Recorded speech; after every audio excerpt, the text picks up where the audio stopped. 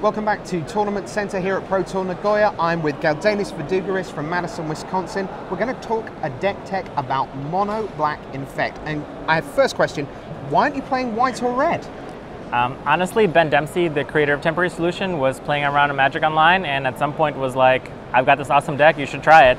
And I did, and honestly, I lost one match on Magic Online all week in prep, and so I was like, well, guess I'm playing this. That seems like a fair reason. Let's get to the deck, and we start with our row of creatures. We begin with Plague Stinger, everyone's favorite Infect, 2-drop-in, limited, doing the business here in Constructed. Across we go, Artifact, Ichorclaw Myr. Across we go again, Phyrexian Crusader, protection red and white, and first strike. Whispering Specter, and then creatures 17 through 20, Inkmoth Nexus. So that's the overview of the creatures.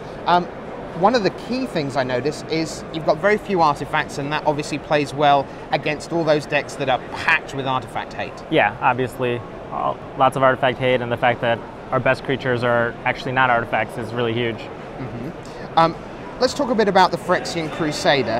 How massive is the protection from red and white? How has that actually been for you? I mean, it's obviously crucial because, I mean, half the decks are either white, weenie, in which case, they have random artifacts that can block him, but other than that, he gets through a lot, holds off the fort well, and lots of the removal is just immune, so like you don't have to worry about Slackstorm. In particular, not having to worry about overcommitting to Slackstorm is huge. Okay, and Slackstorm, remember, that wipes the board red, 3 damage to all creatures. Phyrexian Crusader lives through that. Now, Whispering Specter, this is an interesting one because it feels like it's very expensive. 3 mana for a 1/1 flyer, and yes, it's Infect, so the 1 damage is more than your regular 1 damage, but even so, it's not a card that I guess was on a lot of people's radar, but it's done some absurd things. Give us some guides to what this thing can do for you. Well, I mean, there's a lot of situations where he just gets their hand, like it's just a Mind Twist, and I mean, I got 5 or 6 cards from Kenny Oberg, and multiple times this tournament, you know, Mind Twist for 4 or 5. Also, he's just a flyer, which is actually really, really important in the white weenie matchup because all their flyers are X1, so he basically trades with them, most of them anyway, except for the Glinthawks, but you know, we have removal for those. But the fact that he flies and the fact that he can Man Twist them is what earns him a slot. Okay. Pretty good. Now, the Inkmoth Nexus, this is a card that you would think would live, you know, in a mono black Infect deck, which it does. But the way this block format's turned out, Inkmoth Nexus seems to be in pretty much everything. Maybe some of the 4-color control decks can't quite squeeze it in, but you must have been playing Inkmoth Nexus mirrors, in a sense, all day. Yeah, I mean, round 1 I was playing against a blue-black control deck. I guess he was having some Infectors as his win condition, but I was playing blue-black control, and we literally just played Inkmoth Nexus. Game 1 I played 2, he played 2, I Virulent Wounded his and killed him with mine. Game 2 he killed me with his. Game 3 I killed him with mine. Yeah, so there's a lot of Inkmoth Nexus action going on. Now, in terms of making the creatures better, our next row down, we've got 4 Piston Sledge and then 4 Mutagenic Growth. Now, I guess these really swing things because when you're dealing with 1/1, 1/1, 1/1, 1/1, suddenly, oh look, it's a 6/3, it's a 4/2, pretty massive. Yeah, obviously, I mean, 1/1s are nice and all, but sometimes it's nice to actually kill your opponent, so that's the kind of making things better. And then on our bottom row, in a sense, we've got our Disruption package. We've got 4 Dismember, one of the big cards of the weekend. Everyone's having the opportunity to play because of the Phyrexian mana.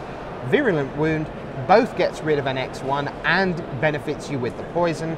Despise, Disruption early, and then this is really interesting. Tell us about Gitaxian Probe because it doesn't look like it should be anywhere near a deck. It doesn't physically look like it should be in a mono black deck because it looks like a blue card. Of course, it's Phyrexian mana, but look at a card, look at player's hand and then draw a card. That seems like a really odd choice. So talk us through all the things that this is good for. Well, first of all, the land count, we're only running 23, which is a little light. That helps us get away with only running 23 land. Second of all, these are the only creatures we really like, but there's only 16 of them, plus the 4 Nexi, so it helps us draw into the creatures we like and draw the ones we need, like, you know, Phyrexian Crusader when we need him, a flyer when we need him. Okay, that's and two then good reasons. Finally, like, looking at their hand is so huge, especially with the Piston Sledges and the Mutagenic Growth. Okay, like, because these are the things that, in a sense, are going to push you over the top to go, right. well, it looks like I can get through, give it +2/+2, I'm going to kill you, or a straight up, here's equip. And of course, particularly with the Sledge, if they can deal with it, that's very bad news. Yeah, like round 5, I was playing against Vegeta and just peeked and saw that he didn't have the second black, or bottom line is he didn't have the removal spell for my guy, so I just went Piston Sledge 4 you, Piston Sledge 7 you. Good game. Good game, absolutely. So information, kind of half a land, almost half a creature.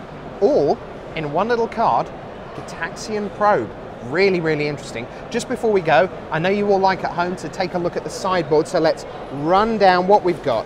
4 Phyrexian Vatmother, the really big Infect guy.